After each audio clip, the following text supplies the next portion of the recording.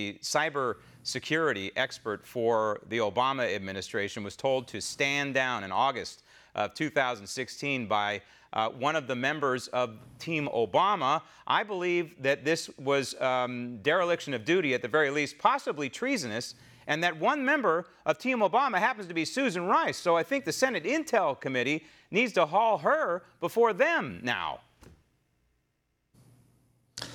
Yeah, allegedly Susan Rice told this top official to stand down in the face of these Russian attacks on our system through inappropriate advertisements and fake accounts and such. And the pushback they proposed was to go after the Russians directly or indirectly, people close to them and countries close to them, to show that we know where they live more or less and we know what to do when pushed around like this.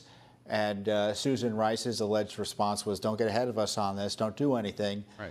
And they did do a little bit something in response, but obviously not as strong as was recommended by the defense officials involved here. Well, apparently from the testimony, we now know that the Russians were targeting U.S. companies. They were also targeting the individual political campaigns.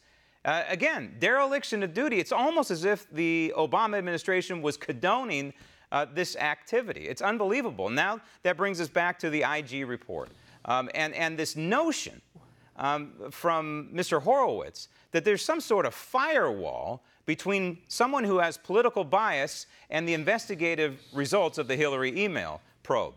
This is insulting to our intelligence. And now you at Judicial Watch are connecting a few more dots. I understand that you have evidence that the decision was made to exonerate Hillary Clinton as far back as April of 2016? Yeah, the IG report suggests it was even earlier than that, but we just received emails from the State Department, the Justice Department and FBI, an email from Peter Strzok, who was discussing the tarmac meeting and the consequences of that, and the idea that Loretta Lynch would somehow recuse herself without really recusing herself.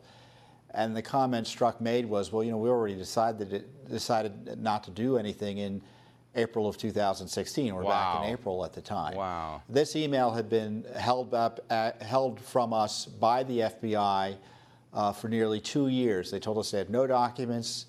Then we found out they did, so we caught them in a cover-up. Then they found some documents, and then it turned out they have even another set of documents, and so this is the second cover-up we caught them in. This one related to Peter Strzok, who admitted in this email that the decision not to prosecute Hillary Clinton was made as early as April 2016. And as I noted, the IG report suggests it was even earlier than that. And so it's very clear that Comey allowed people like Strzok, and I say people like because we don't know how many Strzoks there are still within the FBI. We don't know the scope of this malfeasance that's going on, unfortunately, in the Bureau of Investigations. So Comey allows Strzok to run amok, essentially, whether it was the Hillary probe or later with Mueller. And that brings me to Robert Mueller. We now have Rosenstein. So this was under the Obama administration. Now under the Trump administration, we have Rod Rosenstein doing the same thing with Robert Mueller, allowing Robert Mueller to essentially run amok. Would you agree with me when I characterize the Department of Justice / the FBI right now seems to be dysfunctional? Well, certainly with respect to this investigation of the Trump world and Russia collusion, it's really an out-of-control investigation. It's not subject to constitutional oversight, I think, as required by the rule of law. But the regulations themselves say that Rosenstein can't supervise Mueller from on a day-to-day basis. So Mueller really answers to no one, practically speaking. And now we know that investigation's been infected by anti-Trump bias. Strzok wasn't the only anti-Trumper on Mueller's team. And the fact that he was on Mueller's team and had to be removed because of bias was withheld from the American people for 4 or 5 months last year. Turns out there may be others on the team who are similarly biased in the sense of sending out texts.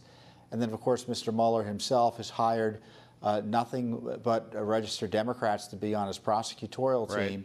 Right. There are a few people that we don't know. We don't know what their affiliation are. But we did an analysis on this, and we found that there were no registered Republicans on Mueller's team.